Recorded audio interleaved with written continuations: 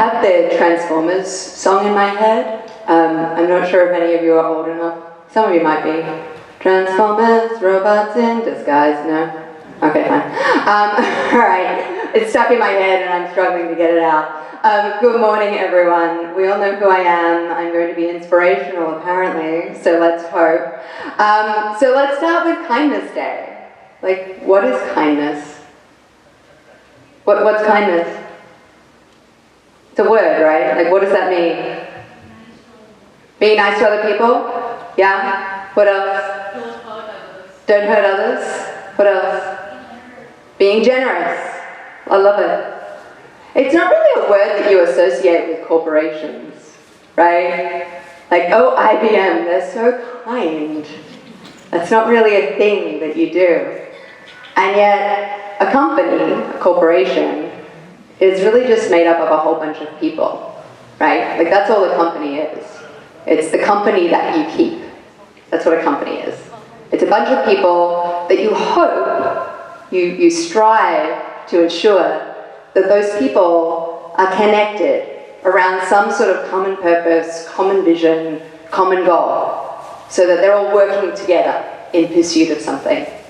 And I'm here to talk about the building blocks of corporate giving and what that is.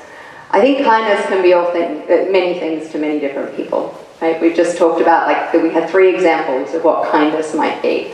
I think we all know what it means in our day-to-day lives, but we don't necessarily know what it means in the context of a corporation.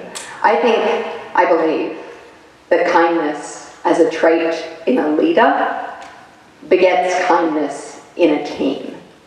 A team that is compassionate is far more likely to be vested in the success of the team, right? If you are a kind leader, if you are leading with kindness, you are far more likely to be breeding that kindness in your team and having humans who are vested in each other's success, who are vested in the common pursuit of that goal that we're all working towards, hopefully. Because if your team can believe that you as a leader would genuinely be taking decisions that are in the best interests of them as opposed to necessarily you, they're far more likely to do the same thing for you. And I apologize, I'm trying to move this along, but it's not actually moving. If there's anyone controlling it, it would be great if we could move it forward. Anyhow, in the meantime, I could sing the Transformers song again, because that went really well the first time. I do think that kindness in and of itself is selfish, right? So don't worry, when you're being kind, you are not giving up your corporate edge. Kindness, particularly when executed, but no one but you knows that you did it, makes you feel good. It's a selfish act. It's actually an act that makes you feel good, where you go, oh, I feel good about the fact that I did that. And science tells us that that's true. You don't have to just believe me. There's a whole bunch of science that says when you're doing something in service of other people, it makes you feel good. And so the more that you practice kindness, the more that it becomes your way. And the more that you'll breed kindness around you, the more that you'll feed and grow a team that is vested in kindness, vested in the success of the company that you keep, right? It's actually a key component in your unrelenting drive for corporate success. So parents, if you're a parent of a volunteer, if you're a parent in the audience, and you're here to help your child in the act of volunteering, acting in concert with a team, acting in kindness, you're teaching your kids a badass corporate skill set. So be proud of yourselves. That is cool. It is something that is going to serve you. It is something that is going to make you a better leader. You are literally building the leaders of tomorrow by ensuring that your kids are acting with kindness. So thank you. Thank you for being here. Thank you for doing it. It's important. Money is good, right? Like, money's really cool. It makes the world go round, all of that good stuff. But don't make the mistake of thinking that your money is kindness, right? Money is good, but compassion and empathy is really where the winners are. Of course, I said some of that tongue-in-cheek, but most of it's actually true. And certainly the part about kindness being inherently selfish is something that I believe to be true. Because I believe it, science tells me, my body tells me, kindness feels great and it brings great results. I don't mean that just because people thank you for your money, right? As a corporation, when you get to give away big amounts of money, that's really cool, it's nice and all, people say thank you, but it feels a bit weird, right? What's actually really nice is when you exercise empathy and compassion, and you'll find that it multiplies around you. And so if you're at work, if you're volunteering, if you're at school, you'll find that the change that you seek is surrounding you, because you will have bred it. It will be surrounding you because you did it, you created it, and it's revolving around you. There's a really famous quote, at least famous for me, from our prior president, well, 2 presidents ago. He said, change will not come if we wait for some other person or if we wait for some other time. We are the ones we've been waiting for, and we are the change that we seek. And that's the act of kindness, right? Spreading it. Okay, so whilst the president was really likely not thinking about my company, TriNet, when he said those words, I do think that the words fit really nicely in the corporate giving philosophy that we have at TriNet. So at TriNet, we power the success of small and medium-sized businesses by supporting their growth and enabling their people. And we seek to be the most trusted advisor to small and medium-sized businesses. Over the years, we have nurtured really incredible opportunities with nonprofits as customers, as our partners, and our stakeholders in our giving program. And I'll be talking about some of that work as well as our corporate social responsibility program at large, but first I want to talk about you and about nonprofits, right? So the nature of nonprofits is to build bridges. It's to help. It's to shine a spotlight. Nonprofits are the heart and soul of communities and filling the gaps in our society. You're providing essential services that maybe some people didn't quite realize were essential, so we need a nonprofit to fill that gap, but you're raising awareness. And running a nonprofit is really, really hard. I do have an echo, don't I? Are you trying to fix that? No? Okay. Thank you. Also kind. Look at that. So running a nonprofit is hard, but the really big thing that a nonprofit has that can be a little harder to find in a corporation is passion and purpose and drive, because you're absolutely connected to that mission, to the vision, to the thing that is trying to be achieved by that nonprofit. And that purpose and drive is absolutely necessary for the nonprofit community to survive, because you have to do a whole bunch of stuff when you're running a nonprofit, right? You don't have enough time, you don't have enough resources, but there's a whole bunch of stuff that you've got to get done. So you have to execute. On any given day of the week, you're jumping from program implementation to engaging your donor base, to managing your people, right? And that's just day to day. There's also the long-term strategic planning thing that you're supposed to be taking care of. That stuff's hard too. How are you building your donor base so that in 5 years' time you're still going to exist? How are you building your governance practices? Are you thinking about compliance? I don't think any less of you if you aren't, by the way. It's actually why companies like TriNet exist, so that you don't have to spend your time and energy worrying about those things. I just listed a whole bunch of stuff that uses up your mind share. So if you're trying to run a nonprofit, you're spending a whole bunch of time thinking about things that aren't actually in service of that mission, right? That aren't directly linked to that mission. So if you're not an expert in governance and compliance, if you're not passionate about the payroll tax rates in Minnesota, right? If you're using up your mind share on stuff, trying to understand the sick pay rules in San Francisco versus New York, that is a waste of your mind share that should otherwise be being used in service of finding your donors and working out the best way to then leverage that money, right? The best way to deal with that, in my opinion, is to outsource it, right? Focus on the thing that you do best and rely on other people who are passionate about those things. At TriNet, I literally have people who wake up every day super excited and thrilled because they get to solve a payroll tax issue in Philadelphia. It brings them joy. In the same way that the nonprofits here are bringing themselves joy because they're working in service of their mission, that's our mission.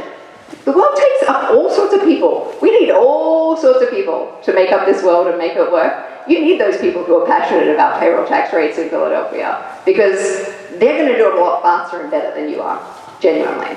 I digress. I will actually talk a little bit more about how to access TriNet and our services a little bit later, and we do have a table here, so please come meet us. There we are. We do here. But I actually want to talk a little bit about corporate giving, right? And how to access the deep pockets of corporations that are out there for you. So corporations gave a total of $29.5 billion last year. Sounds like a lot, but that's actually a 4% drop from 2021. And that represents just 6% of total giving in 2021.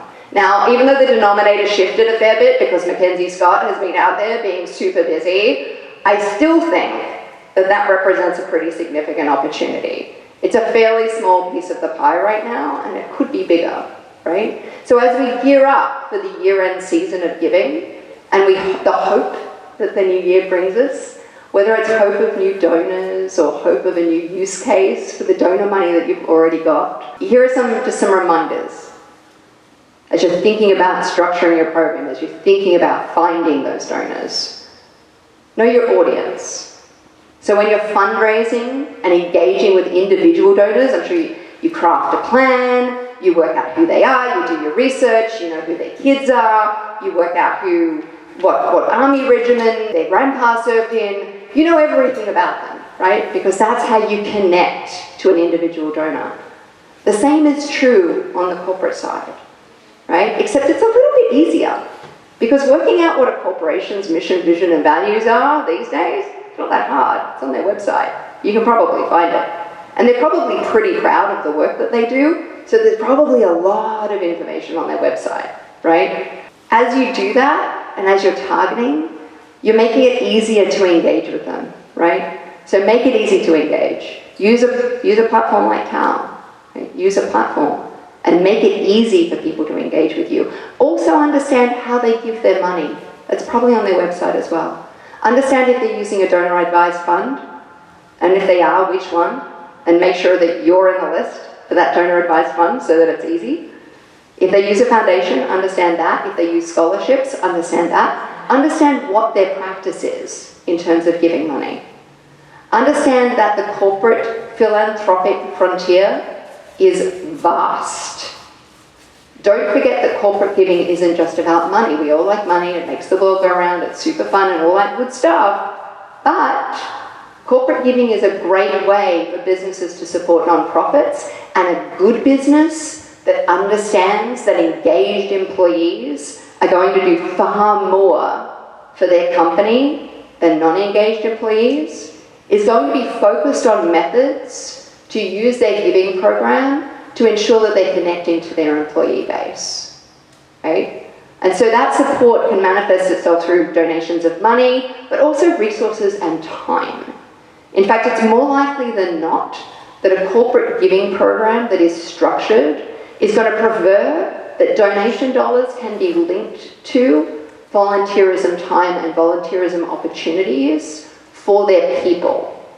One of the things we heard about COVID earlier and the challenges that it's creating in the school districts, one of the challenges that it's created for corporations is that with all of the opportunities that remote work has created, it's a lot harder to build that sense of community inside of our organizations. And actually volunteering is a really great way for corporations to do it. So if you can find ways to connect a volunteerism program with the giving of money and the accepting of money, that makes you far more attractive to a corporation that truly is vested in that engagement of their employees. And then the other thing I think you need to be thinking about and remembering is leveraging your ecosystems. You're doing it here today. You're actually here today, you're in an ecosystem, you're leveraging your ecosystem. So take part in your ecosystem. Whether you have trusted advisors, partners, people who can give you a warm intro to someone who actually controls purse strings, don't be shy to leverage those relationships and to expand your network. The other thing to think about is think beyond corporates. So there's a BDO study that's done every year on nonprofit standards. The one this year found that 59% of nonprofits this year are planning on, in the next 12 months, engaging in a strategic partnership with another nonprofit. There's a whole bunch of nonprofits out there who are looking to be in a strategic partnership with you. Go find them. 58% of nonprofits this year are looking to engage in a government partnership next year, right? That sounds scary, partnering with the government. How do I do that? That sounds complicated and scary. The government likes to do it too. The government actually wants to engage with you because we mentioned earlier this idea of essential services that the government didn't think of yet. They'd like to be connected to that thing that you do, right? So I actually think that there are other ways to be thinking about it. The last thing that I'd say on this is corporate giving is an opportunity. Don't be everything to everyone, right? So don't consider the corporation's philosophy and your mission to be a dichotomy, right? That's not essential. At the same time, don't try and fit a square peg into a round hole. So stay true to what you're doing. Don't compromise your mission for a donation. Do not. It will never be worth it. It will not. The world takes all kinds. We need organizations like TriNet that have people who are passionate about payroll tax rates in Philadelphia, and we need organizations like TAL who are creating platforms to connect corporate donors and the volunteers, right? So you need all times, and your kind is out there. The corporate that matches to your mission and vision exists. You just have to find it. Don't compromise yourself because you've got money sitting in front of you. It will never be worth it. The other thing I'd say is package up how not supporting nonprofits is good for business. Showcase how giving can have a real impact on the organization from whom you're seeking funds, right? Write their business case for them. Showcase the impact that you have on the communities that you serve, and then match it to the communities that they serve so that you're connecting your mission and vision to their mission and vision and making it an easy choice for a corporation to choose to be involved with you. Now, all of those reminders are just reminders, right? Because who in the room is engaged with a nonprofit? So there's a lot of hands, right? A lot of people in the room engaged with a nonprofit. You're all doing that every day already, right? Yes, I'm seeing some nods. Good. They're reminders.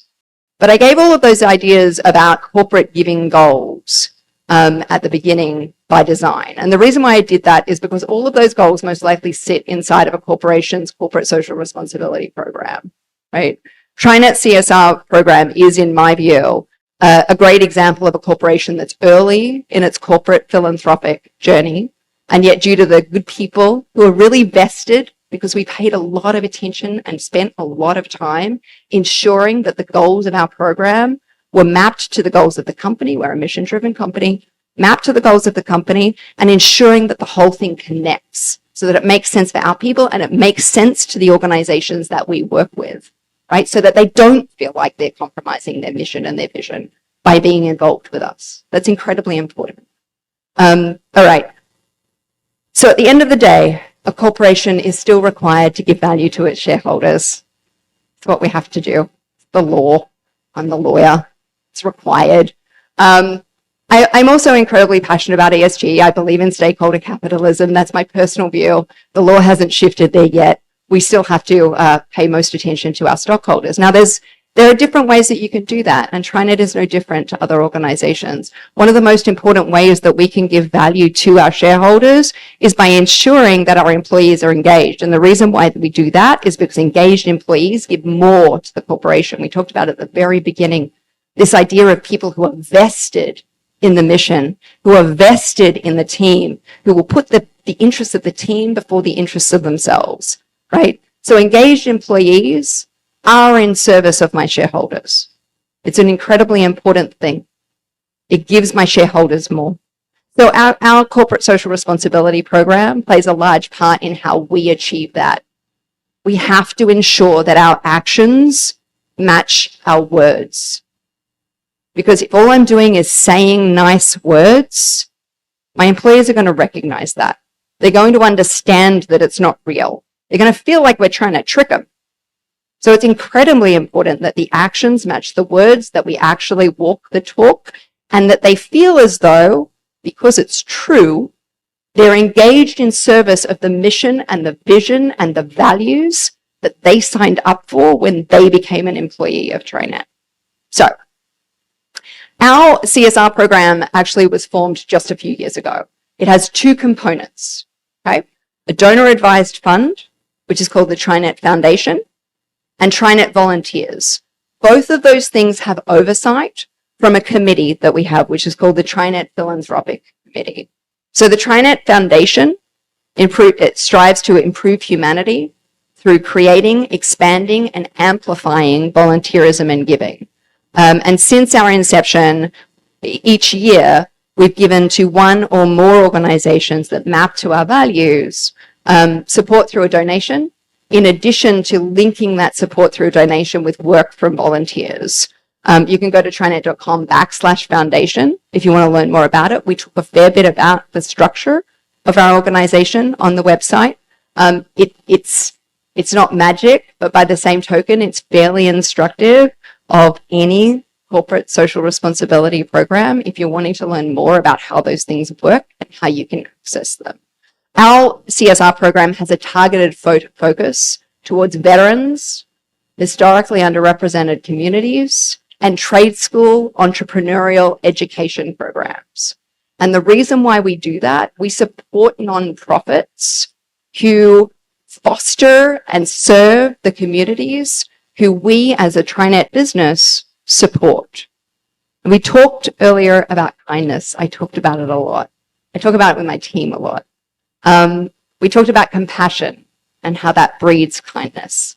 At TriNet, a very mission-driven company, right? We want to power the success of small and medium-sized businesses by enabling their people, because we genuinely believe that small and medium-sized businesses and community connections and ecosystems are the engine that drives this country. And so for us, it is incredibly easy to feel passionate about the work that we do because we're powering the country. That's cool. What's there not to feel passionate about there, right? But you have to actually, it has to be real.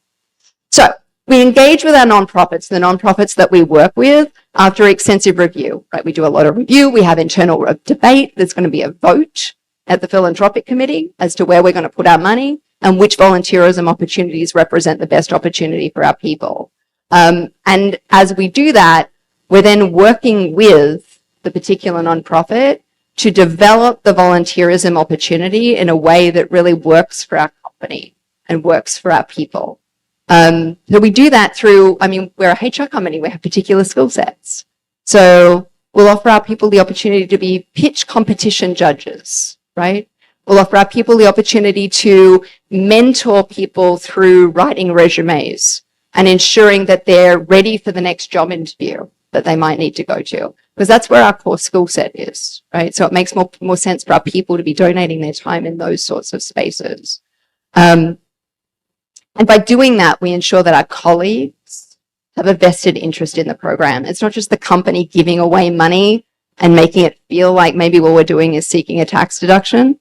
It's really not that. It's not that at all. Any smart company who is invested in a CSR program is doing it because of the employee engagement first and foremost, because it helps your employees really understand that you mean it when you say that you care about these things. Super easy to say you care about it, but if you're not actually putting your money where your mouth is, if you're not actually showing your employees through opportunities, it doesn't really mean much, right? So the employees of TriNet care about these things, but the employees of any corporate donor care about these things. Right? America's Charities, the most recent survey that America's Charities did on this showed that more than 70% of employees care about it. They care about a company offering them a corporate volunteerism program. So if you are running a nonprofit right now and you do not have a volunteerism program, I hope it is now obvious to you that it is the best way for you to truly make it easier for a corporation to give you part of their money, to make you part of their program on a long-term basis. It's part of how you can create that ongoing connection with a corporation is through their people, because money is just money, right? I write you a check and then we're done. When I'm building a connection through volunteerism, that's an ongoing relationship, and it's far more likely to create ongoing connections for you when you're a nonprofit. All right. So building a strategy around developing corporate giving, we talked a number of different considerations that are outward facing. We're going to talk a little bit more about your people, right? So kindness is a lot of things. One of them is mental health, incredibly important at the moment. If you're an employer right now and you are not thinking about mental health of your people, you need to be. It is incredibly important, right? If you're not giving your people space to talk about it, think about it, understand what it is and what it means, you need to be. If you're a nonprofit and you have people, they're working in service of your mission and vision. It's a stressful thing, right? We talked about it earlier. I don't have time. I don't have resources. I'm trying to do all of these things. That's stressful. And I do think it's key that you're paying attention to those individuals who are working for you. So whether you're in a corporate or a nonprofit, you need your people to be able to work in service of that mission and vision, right? You want to be able to attract the talented individuals that you need. So many of you have a plan here to execute, right? You have to. So that's your job. You must execute. Good. Execute. Many of you want to help others in need. Don't forget to help each other. Ask for help. Right? Engage partners, engage trusted advisors, engage third parties to help you. Whether it's overhauling your digital platform, making small updates to your governance guidelines, outsourcing administrative tasks to allow you to focus on your work, ask for help. Do it now. In fact, everyone take out your mobile device. You don't already have it out. Take out a mobile device. If you're old school, take out a pen and paper. I'm going to stand here until you do it, so you really need to do it. There we go. Okay, very good. Excellent. Thank you. Now, write down one thing that you're going to do to engage with a third party in your ecosystem. Now, it could be, maybe you're a volunteer and you're finally going to reach out to that organization that you've been meaning to work with. Maybe you're a nonprofit and you're going to sign up to the TAL platform because you're not already signed up. I don't know how that would be possible, but hopefully you're already signed up. If not, sign up. Maybe you're a corporate and you're going to finally put some little bit of structure around that corporate giving program. But think of one thing, just one thing, one small thing. This is how we change the world, people. One small thing. You do one small thing every day. One small thing. Write it down. Now take yourself. Have you done it? Has anyone done it? Yes, no, maybe. I'm seeing a sort of a shaking. Yep, okay, good. Thank you. Go to the 1st of December in your calendar and write yourself a reminder. Have I done that thing that crazy lady on stage who sung the Transformers song at the TAL Kindness Day? She wanted me to do a thing. Did I do it yet? And then, if you want to be really holding yourself accountable, go to the 1st of January and put another reminder in. Because if you've already done it, that's cool. It'll remind you to do another thing. That's good too. You'll keep doing things. That's awesome. All right. I'm going to lead you with this reminder. I've been saying it all morning. Kindness begets kindness. It really does. Kindness is a selfish act. It's going to make you feel good. The more you do it, the more the people around you are going to do it. The more you're going to keep on doing it because it breeds. Here's another action for you before I go. Look around the room. Look up. Look around the room. Look at all the people. Look around the room. I'm seeing people over here not looking around the room. Look around the room. Make eye contact with someone. Make eye contact with someone and hold it. Hold the eye contact with a person. Find a person, make eye contact, and hold it. All right. Remember who that person is that you have made eye contact with. Put a mental image in your head. At the next break, or at some point through the course of today, you are going to go to that person, you are going to meet them, you will introduce yourself to them, and you will say, how can I help you? Your purpose of meeting with them is not so that they can help you. It is so you can help them. Find out what they need, find out what they do, find out how you can help them. Do one thing in service of that person. It'll make you feel good. I promise it will make you feel good. And you'll meet a new friend. And it's kind of like a setup, right? Because you also know that they're going to meet you to be in service of you. So like, you already know what their motivation is, right? It'll make you feel good. Thank you so much. Please do stop by our TriNet table. We would love to meet you. Chris would love to meet you. I would love to meet you. Stop by our TriNet table, talk to us, and I hope you all have a really, really wonderful day. Thank you so much for having us.